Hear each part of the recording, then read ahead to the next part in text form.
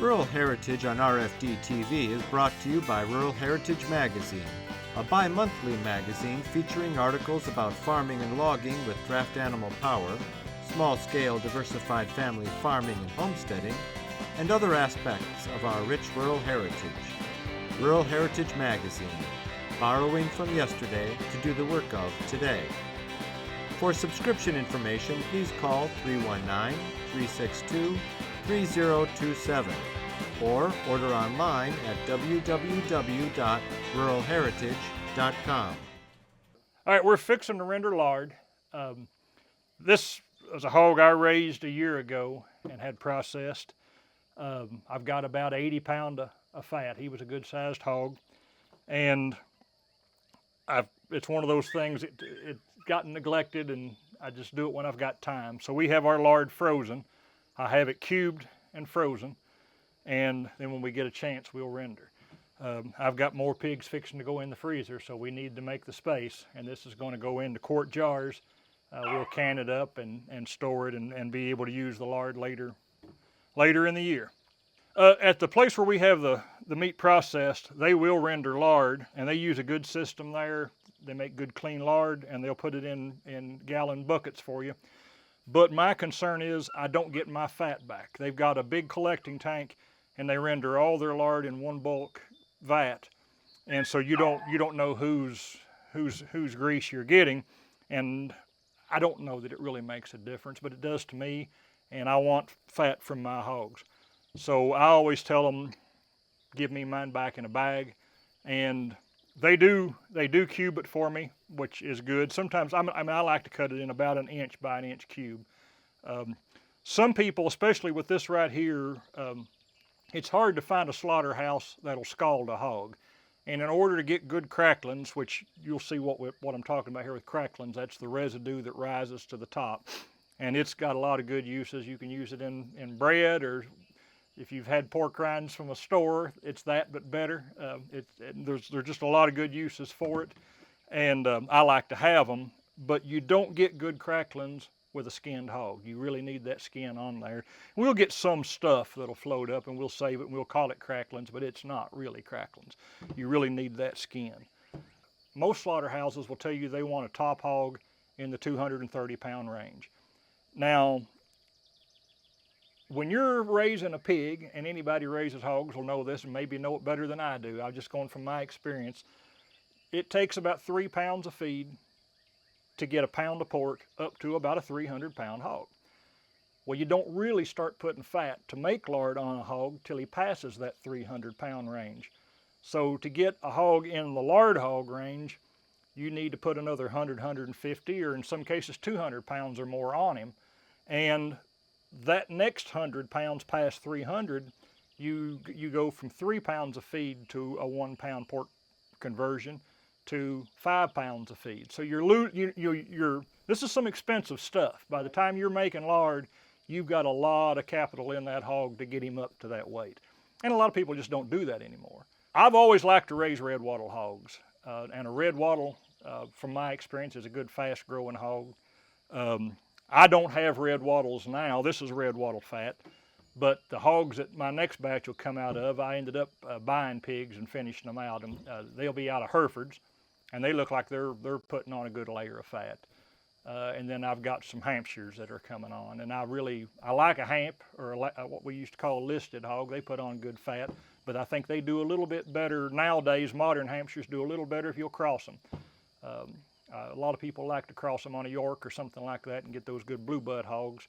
But once you get up past that 300 pound range, you'll start putting fat on, and you'll get that good fat layer to make that lard.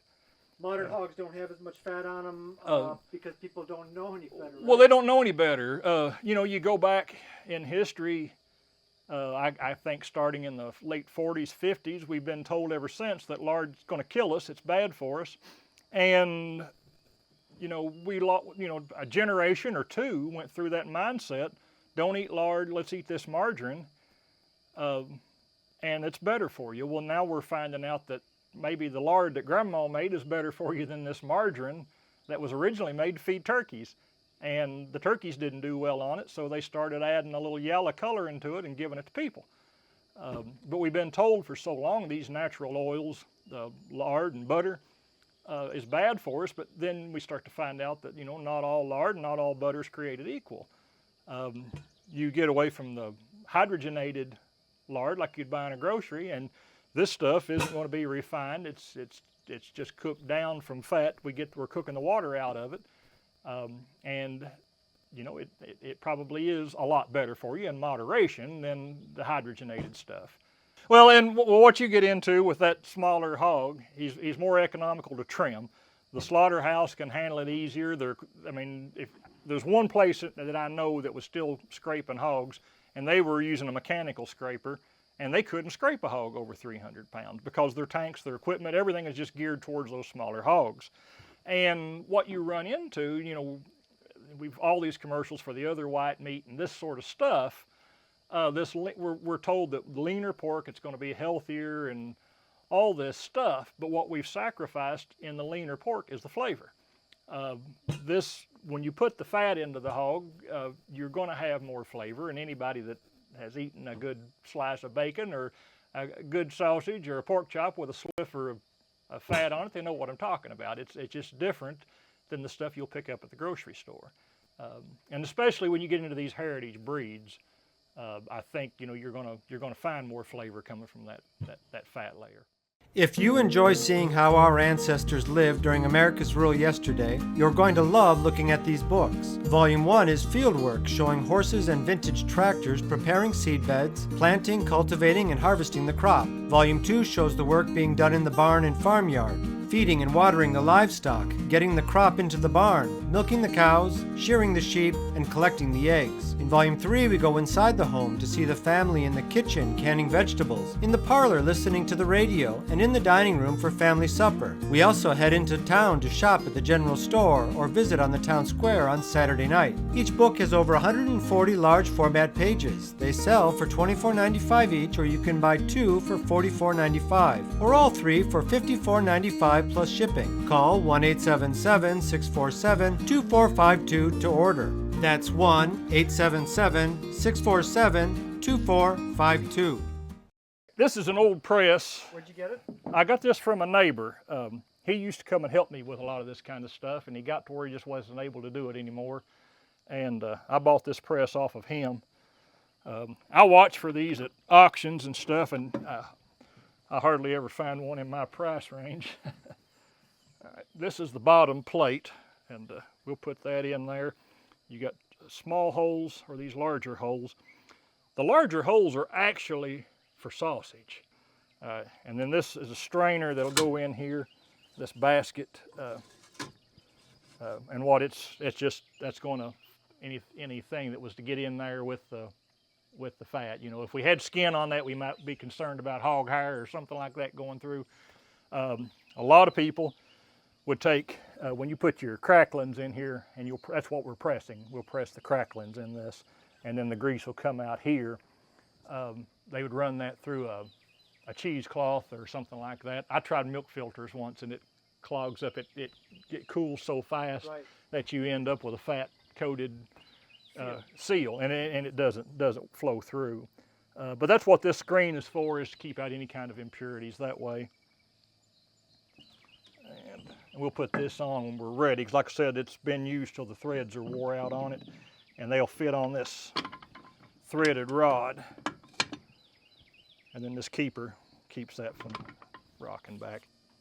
Typically, there's different fat coming off of the animal. You've got that belly fat, which is your white fat. Lard fat. It's the lard fat, and that's typically what everybody would have used. That's what they wanted for pastries and things like that.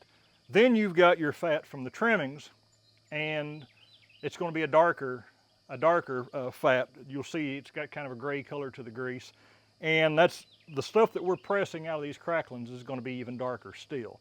And some people would call that your white fat and savory fat, because that darker fat is going to have more of a flavor like your fried meat to it, and that's what they would use to grease the skillet with. Or if you don't have fat meat to put in a pot of beans, you put a spoonful of that lard in there and cook it down, and it'll add flavor to things.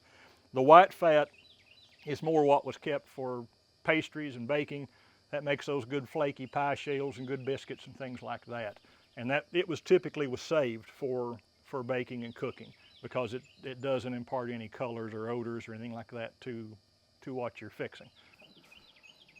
And then drop them in here? Yeah.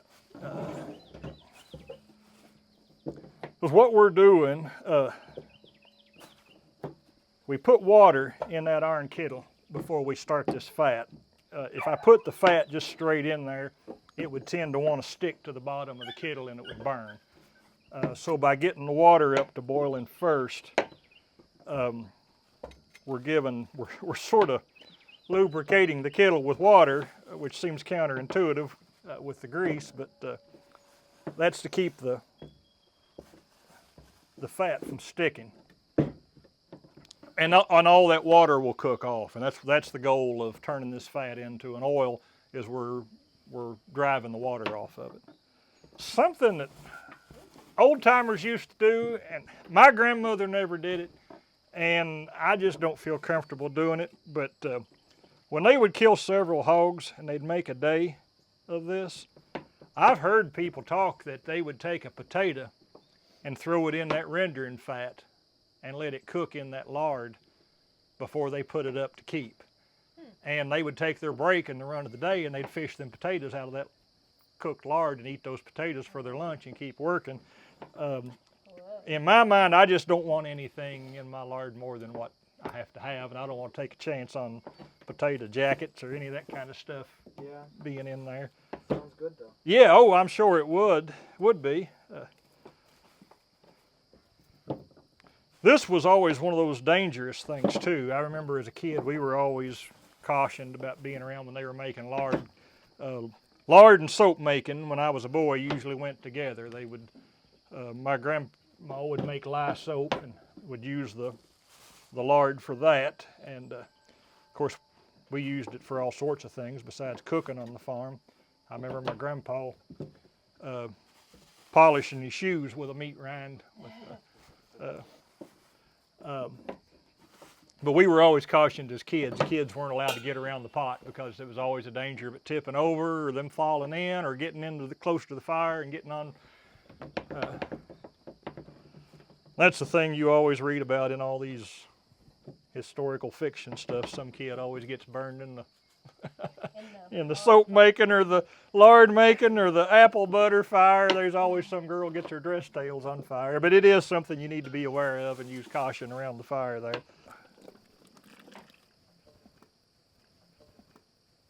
As I put this stuff in here, typically what you would do if we had good cracklings, you'd watch for them cracklings to sink and then come back up. And when they raise up and float, then you can skim them, they're done, and you can put them in the press and get them ready to press. So you just want to kind of watch for that sinking and then rising. When you put your lard up, if you don't get all the water out of it, that lard will go rancid. And what I was going to say is a lot of people, if they get rancid lard, they want to throw it out. You can actually take that rancid lard and put it back in a kettle and cook it again, and that spoiled part will raise to the surface and you can skim that off again, and you can Re-render it. Yeah, you can re-render that lard. I tend to keep my lard in the freezer, and I don't have that problem when I do. We use it quick enough that it doesn't set out. You know, they used to keep the old lard bucket under the sink or in the cellar or somewhere, and it had more opportunity to go rancid in those days, or when you keep it that way, than what it does if you. I put mine in mason jars, and I can stack those jars in a shelf on the freezer. And it just doesn't have an opportunity, I don't think, to go rancid. But like I said, if it does, you could always re-render it and skim that if you're so inclined.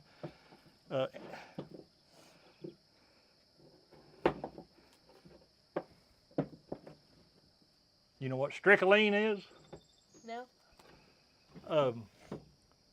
It's a salt pork, and it'll be mostly fat, and it'll have just a little streak of lean meat, almost like a bacon, and it'll cook up sometimes it'll be just hard as a rock, sometimes it's puffy.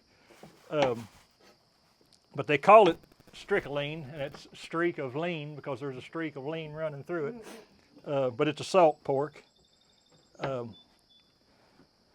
They laughed at me when I lived in North Carolina for a while, and we used to go to this restaurant that had a buffet at lunch, and they always had strickling on the buffet. It was mostly old people would come in there and would eat that, and I'd eat my weight in it. And them fellers that I worked with, they all talked about that hillbilly eating that strickling. Yeah, you can kind of see there, it's starting to get a little puffy. Yeah. It's starting to cook off. It's starting to look like fish flesh. Yeah, it will. It'll start to get that rubbery, fishy look to it there. And it's just gonna, the steam that's coming off is all, of course, the water escaping, right. But it will eventually cook down until it's just pure fat. And everything is going to get covered in grease. But it's boiling good, it's cooking good, and I'm starting to see grease floating on top of the water. And when it gets all that water cooked off, it will just be cooking in pure grease then. I don't know if you noticed early on how it had that smoky, whitish look to it. Well, we've lost that. That means that we've cooked the water out of it and we're into pure grease now. It's clear. We're getting that clear liquid coming to it. That tells me that we're really starting to cook the grease, and it should go fast now that we've got it cooked down and got all the water out. It's hotter when there's no water in there, isn't it? Yeah, it is. It'll cook hotter, and it's just going to it's going to go faster from here on. We're about done with this batch here. We could start pressing these. They're puffed quite a bit.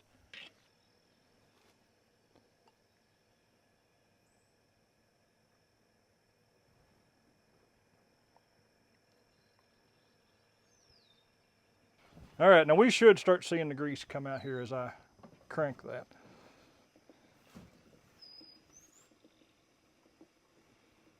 There we go.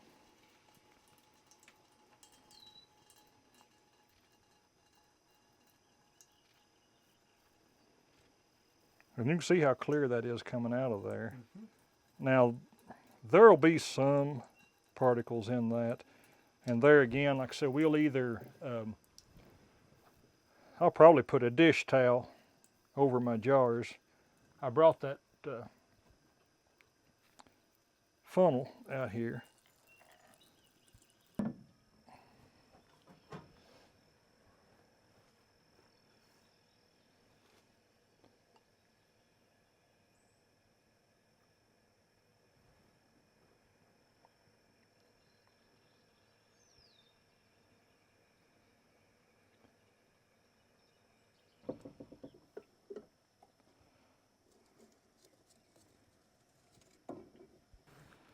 You shouldn't have to do this if the threads were good on your press. It should just come right up.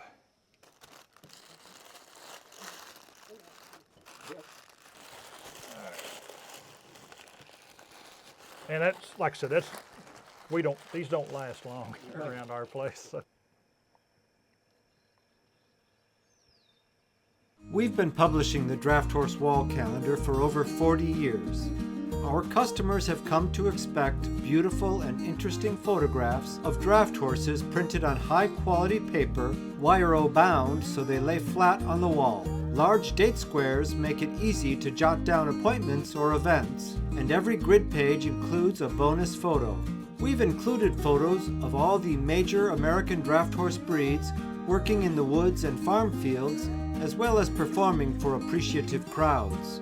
They cost just $17.95 each with free shipping, or get 2 for just $32. You can get your calendar by calling 1-877-647-2452 or visiting our website at www.ruralheritage.com. That's 1-877-647-2452 or www. This program is available for purchase. To order your copy, please call 319-362-3027 or visit www.ruralheritage.com. Rural Heritage is a bi-monthly magazine dedicated to draft animal farming and logging, as well as other aspects of our rich rural heritage. It is published by Mishka Press, which also offers a complete line of Back to the Land books, DVDs, and calendars. Call or write for a catalog or subscription information, or visit our website at www.ruralheritage.com.